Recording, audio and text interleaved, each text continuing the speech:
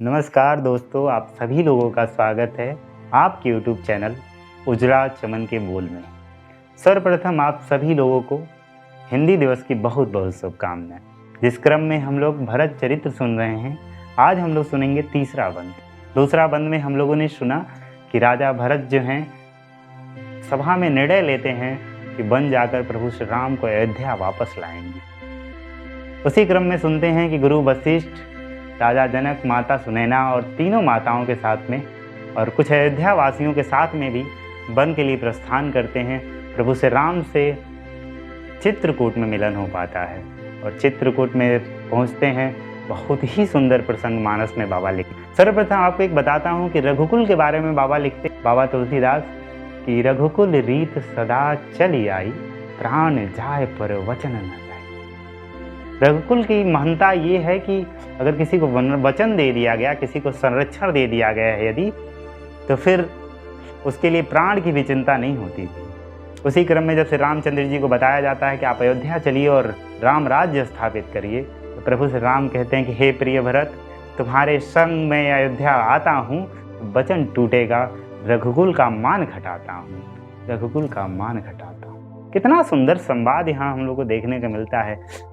भरत जी कहते हैं फिर से रामचंद्र जी से कि हे दीनानाथ, आपसे फिर एक विनती है आपसे कि आप अपने चरणों की पादुका दे दीजिए जो अयोध्या के सिंहासन पर रखी जाएगी और आपकी अनुपस्थिति में आपका सेवक अयोध्या की सेवा करेगा। इस बात पर सहमति बनती है और श्री रामचंद्र जी चरण पादुका देते हैं और यहीं से इस कविता का तीसरा बंद शुरू होता है। चित्रकूट से विदा होने का जब समय आया, सेवक ने स्वामी को अपना एक प्रण सुनाया, एक प्रण सुनाया। वो प्रण क्या है सुनिएगा कि 14 वर्षों में प्रभु देर यदि एक घड़ी आ पाएंगे, निश्चित ही कहता हूँ अपने भरत की जलती चिता को पाएंगे, जलती चिता को पाएंगे। कांप गया हृदय रघुवर का, कांप गया हृदय रघुवर का, अश्रु के प्रवाह को फिर पलकों ने थाम लिया, वही चिता फिर राम की होगी, कह राघव ने भरत को दोनों बाहों में बांध लिया, दोनों बाहों में बांध लिया।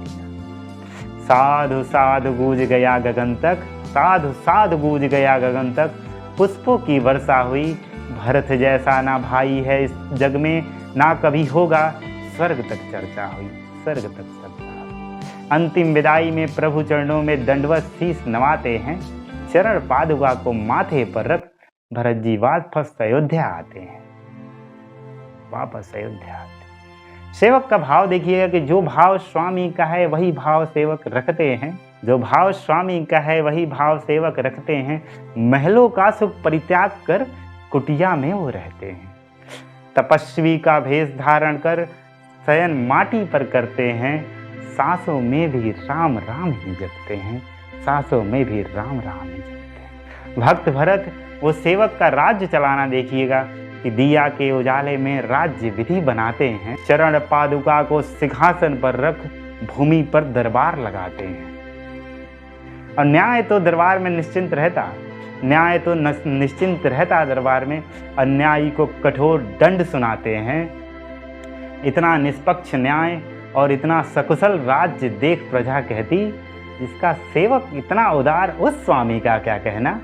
चरित्र कितना अनुपम है, राजा बनते बनते सेवक रहना, राजा बनते बनते सेवक रहना।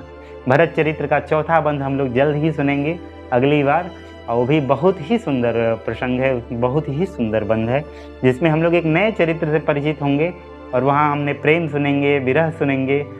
तब तक के लिए आप सभी लोगों को बहुत बहुत नमस्कार, हिंदी दिवस की बहुत बहुत शुभकामनाएं फिर से, और जय श्री राम, जय श्री राम।